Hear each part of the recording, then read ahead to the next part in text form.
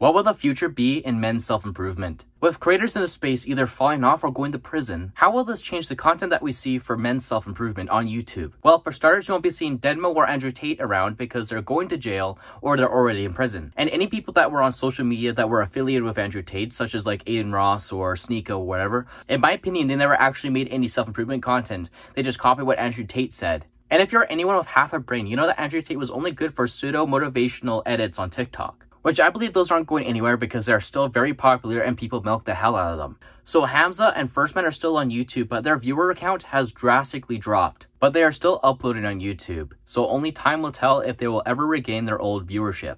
So what about the future of self-improvement YouTube? What will it look like? In my opinion, there's actually a couple of upcoming stars. The first one may actually be a little obscure to you, but Horse Meat. This guy's entire formula, to put it simply, is just keeping it real. Possibly way too real. This guy goes into insane, obscene details that are really grotesque. But the one thing that makes him stand out is that he's completely genuine.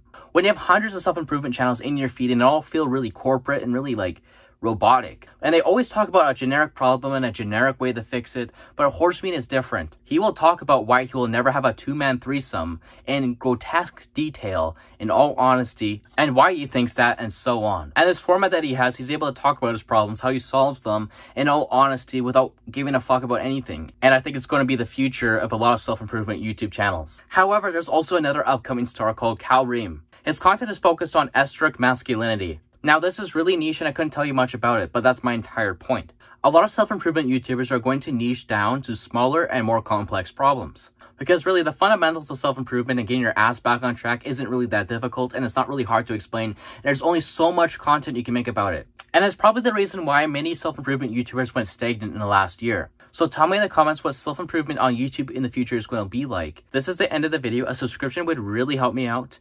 Remember to love yourself so you can save yourself.